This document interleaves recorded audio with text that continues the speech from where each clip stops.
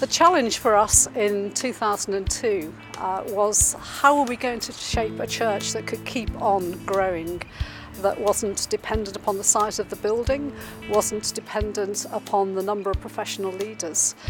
We had a church that was full, but beyond that as well, we wanted to create a church that could engage with today's culture, and particularly for those who would not step over the threshold of a church building. We wanted to get out there and see the kingdom built outside of church buildings. So now we have missional communities, and these are communities of people whose focus is on mission. They have a particular mission task, a network that they are focusing on in terms of mission, and they can be generally anything from 15 people up to 60 people. And these missional communities are sometimes called clusters. We recognise that the great tendency for churches is to kind of move inwards, focus inward on themselves, but we need to be perpetually turning ourselves outwards. So the whole process for us of piloting missional communities, clusters, and then getting to a point where we had to close our church building and forcing everybody out, has enabled us to think about being engaged in mission in a whole new way.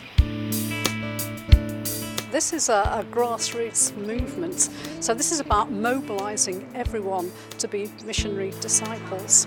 And we've got a whole variety of networks that are being reached through these communities in lots of different contexts. There's lots of diversity, and one example is No Limits, which is a missional community that is creating church amongst those who are severely disabled. Some of our clusters are meeting elsewhere, meeting communities outside the church building and inviting people to come, and that's sort of engaged with the local community. Some others are pressing a bit further ahead into being incarnational and trying to live in the world with other people. And amongst those we have Greenaway, which have a heart to reach people who are also concerned about the environment. We started up about 3 years ago. We're a group who have devised a strapline to help us describe ourselves, which is it's God's planet and we're here to look after it. One of the things we found very helpful when we're struggling is to go back to doing something like a beach clean. And we just did that this weekend, and we picked up and cleaned a small patch of beach, and as we was doing it individually, we were all praying or singing to ourselves. And I was thinking, gosh, this is pointless. But then after a few more strides, just thought, that's actually what this is all about. It's not pointless for God. And one of our group, Catherine, picked up a starfish. And that to us was such an endorsement that what we're doing is the right thing. We would very much hope to be able to provide a comfortable environment where those who are unchurched would just be able to ask questions, and that's already happening. We think church comes in all sorts of shapes and sizes and with all sorts of expressions. There's no one thing that is church that defines exactly what it is.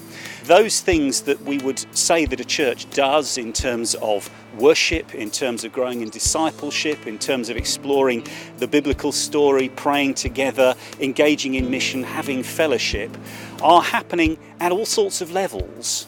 In the medium size, which is the missional community generally, the small in the cell, and the big in the whole church. My wife and I, we had a baby daughter. My wife started going to a baby and toddler group, which was run by the church. And with some of the other mothers there, my wife then started going to the Stepping Stones cluster, which met at that time on a Sunday afternoon. And after a couple of occasions, she invited me along, and I was reticent at first. Didn't know what to expect, what it was going to be like, but after a bit of cajoling I went along. They talked about their beliefs in a much more straightforward and friendly way than what I felt would probably come if I'd gone to church. I don't really know where I'd be actually if I wasn't part of a cluster. There's such strong friendships, you really do support one another. There's also social sides of things, we meet up and go out together, barbecues, etc. Also, we have cell group that meets in our house. So it's an intimate group, and really good friendships have been built. It's like a whole treasure trove has been opened, and people who previously were sitting in their pews are now doing all kinds of things that they never dreamed they would be doing. And as they've gone out and taken on these new roles, new responsibilities, got involved, rolled up their sleeves in these things, they've discovered the need to depend upon God, and so they've grown spiritually and in their discipleship as well. And of course from it, one of the big things has been the whole release of leaders. And again, these people were sitting in the pews before, but now we have 40 missional leaders who are out there leading, and that has been fantastic. Our hope overall is that we find a way to be the church in order that we can actually effectively communicate the message of Jesus and see our whole society transformed by the love of God.